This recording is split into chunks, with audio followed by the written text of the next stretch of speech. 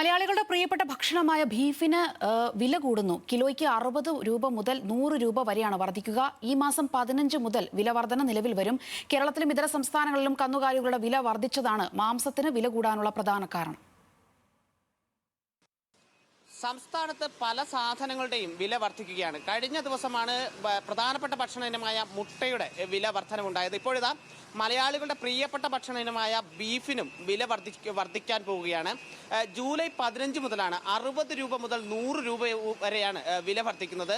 എല്ലുള്ള മാംസത്തിന് 340 രൂപയും എല്ലില്ലാത്ത മാംസത്തിന് 360 രൂപയുമാണെങ്കിൽ ഈ ജൂലൈ 15 മുതൽ ഈ എല്ലുള്ള മാംസത്തിന് 400 രൂപയും എല്ലില്ലാത്ത മാംസത്തിന് 410 രൂപയും വരെയാണ് വില വർദ്ധിക്കുന്നത്. പ്രധാനമായും കേരളത്തിലും അന്യ സംസ്ഥാനങ്ങളിലും കന്നുകാലികളുടെ വില വർദ്ധിച്ചതാണ് ഏറ്റവും പ്രധാനമായിട്ട് ഈ ബീഫിന്റെ വില വർദ്ധിക്കാൻ കാരണമായി ചൂണ്ടിക്കാണിക്കുന്നത്. ഒപ്പം ഈ തുകൽ ഉൽപ്പന്നങ്ങൾക്കും നെയ്യ് ഉൽപ്പന്നങ്ങൾക്കൊക്കെ വില ഇടിവുണ്ടായതും ബീഫിന് വില വർദ്ധിക്കാനുള്ള കാരണമായി പറയുന്നുണ്ട്. നമുക്ക് ഇതിനെപ്പറ്റി ഈ മാംസ വിൽപ്പനക്കാരോട് തന്നെ ഇതിനെക്കുറിച്ച് ചോദിക്കാം.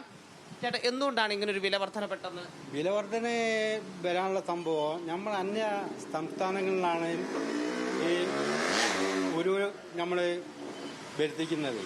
തമിഴ്നാട്, ആന്ധ്ര എന്ന നാടുകളിൽ നിന്ന്. അപ്പോൾ അവിടെ നിന്ന് വരാമെന്ന് പറഞ്ഞാൽ അവിടെ നിന്ന് ഇപ്പോൾ വരുന്ന കാര്യത്തിൽ ഭയങ്കര ബുദ്ധിമുട്ടാണ്. ആ നാട്ടിൽ തന്നെ ഇപ്പോൾ തമിഴ്നാട്ടിൽ തന്നെ 400-450 വിൽക്കൽ തുടങ്ങിയിട്ട് തോനായി. അപ്പോൾ അവിടെ നിന്ന് നമ്മൾ കൊണ്ടുവന്നിട്ട് ഈ റേറ്റിന് നമുക്ക് വിൽക്കാൻ കഴിയുന്നില്ല.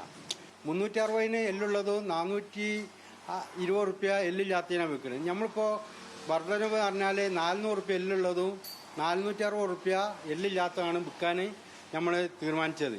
അതാണ് ഇപ്പോൾ നമുക്കിപ്പോൾ ഇത് അതായത് ഇതിനറുത്തിട്ട് തോലോ നെയ്യോ ഒക്കെ വില ഇപ്പോൾ പറ്റ കുറവാണ്.